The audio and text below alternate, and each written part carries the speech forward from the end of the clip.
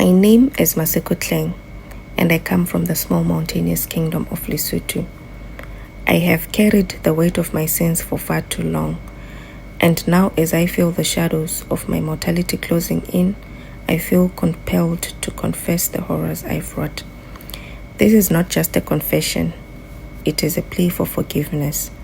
Though I know that forgiveness may never come, my story is one of jealousy, manipulation, and the dark arts, a story that has left a trail of broken lives and shattered minds in its wake. I write this not to justify my actions, for they are unjustifiable, but to unburden my soul before I face whatever judgments awaits me in the afterlife. I was born in a small village in Lesotho, where life was simple but harsh. Poverty was a constant companion, and opportunities were scarce. Like many from my homeland, I crossed the border into South Africa in search of a better life. I found work as a domestic worker in a wealthy household in Johannesburg. My employer, a kind and elegant woman named Tandi, she was everything that I aspired to be: educated, confident, and successful. Her husband Sipho was a charming and charismatic man who owned several businesses. They had 3 sons and their lives seemed perfect. At first I was grateful for the job. Tandi treated me well and I admired her. She was generous, often giving me clothes that her children had outgrown and extra food to take home. She even helped me to open a bank account, something I had never had before. But as time went on, I began to feel a growing resentment. Why should she have everything? Wealth, a loving husband, and beautiful children, while I struggled to make ends meet. The more I compared my life to hers, the more bitter I became. It wasn't long before my admiration turned into envy, and my envy turned into something darker. I had always known about the old ways, the traditional beliefs and practices that my grandmothers had whispered about when I was a child. She had spoken of spells and potions, of the power to influence others and bend their own will to your own. At the time, I had dismissed it as superstition, but now, consumed by jealousy, I began to wonder if there was truth to her words. One day, after particularly a humiliating encounter with Tandi, she had scolded me for breaking a vase. Though it was an accident, I decided to act. I sought help at a traditional healer in the township where I lived. The Sangoma was an elderly woman with piercing eyes and a voice that seemed to echo with the wisdom of the ancestors. I told her of my desire to take what Tandi had, her husband, her life, and her happiness. The Sangoma warned me of the dangers of meddling with such forces, but I was desperate. I paid her handsomely and she agreed to help me. The rituals were complex and terrifying. I was given potions to slip into Tandi's food and drink, charms to place under her bed, and incantations to recite under the cover of darkness. The first time I administered the potion, my hands shook so badly that I nearly spilled it. But as the days turned into weeks, I grew bolder. Slowly but surely, I began to see changes in her. She grew weaker, both physically and mentally. Her once sharp mind became clouded, and her vibrant personality faded. Sipho, her husband, grew distant from her, and I seized the opportunity to draw him closer to me.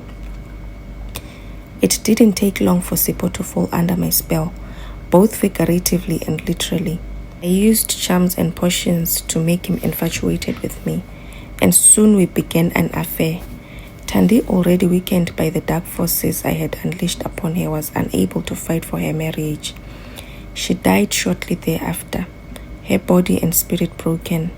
I told myself that it was a time, that I had not caused her death, but deep down I knew the truth. With Tandi gone, I moved into her home and took over her place as Sipho's wife. I thought I had achieved everything I had ever wanted, but my hunger for power and control was insatiable. I gave birth to a son, and I was determined that he would inherit everything: Sipo's wealth, his businesses, and his legacy.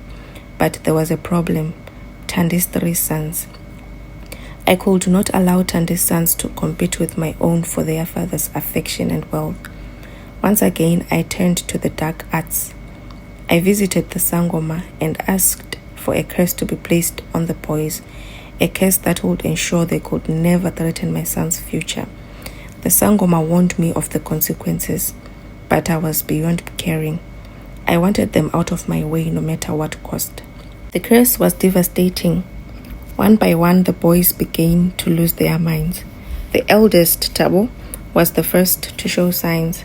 He had always been a bright and ambitious boy, but suddenly he became withdrawn and paranoid. He would lock himself in his room for hours, muttering to himself. Then came Tumelo, the middle child. He became violent, lashing out at anyone who came near him. The youngest, Kagiso, was the hardest to watch. He was just a child, but he began to have night terrors and hallucinations. Sipo, heartbroken and desperate, had them committed to mental institutions. I watched as they were taken away, their eyes vacant and their spirits broken. I told myself that it was for the best, that I was protecting my son's future, but the guilt began to eat away at me. Even Sipo was not spared from my manipulations. As the years went by, I grew paranoid that he would discover the truth about what I had done. I could not risk him turning against me or favoring Tandi's sons over my own. Once again, I turned to the Sangoma. This time, I was asking for a self to blind Sipo to me, to ensure that he would never leave me or betray me. The spell worked, but at a terrible cost. Sipo's mind began to deteriorate, much like of his sons. He became a shadow of the man he once was, unable to run his businesses or care for himself. I became his caretaker, but I was also his jailer. I had trapped him in a prison of his own mind, and there was no escape. As I sit here now, writing this confession, I am filled with regret. I have destroyed so many lives. Tandi's, Sipo's, and their sons. My own son, the one that I sought to protect, has grown up in a house of lies and darkness. He is a kind and gentle soul, but I fear that my sins will haunt him for the rest of his life. I have tried to make amends, but it is too late. The damage has been done, and there is no undoing it. I have visited the mental institutions where Tandi's sons are kept, and I have seen the emptiness in their eyes. I have sat by Sipo's side, holding his hands as he stares blankly at the walls, and I have wept for the man he used to be. I do not expect forgiveness, not from the living and certainly not from the dead. I have done terrible things and I must bear the consequences.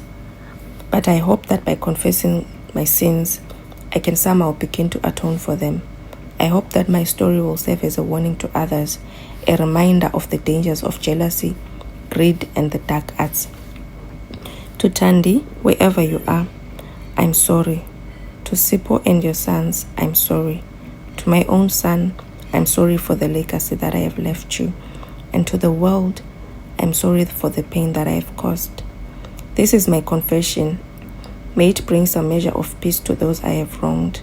And may it serve as a testament to the destructive power of hatred and envy. As I reflect on my life, I realize that my actions were driven by a deep-seated insecurity and a desire for control. I felt powerless in my own life, and I sought to gain power by taking it from others. But in doing so, I lost myself. I became a monster, consumed by my own greed and ambition.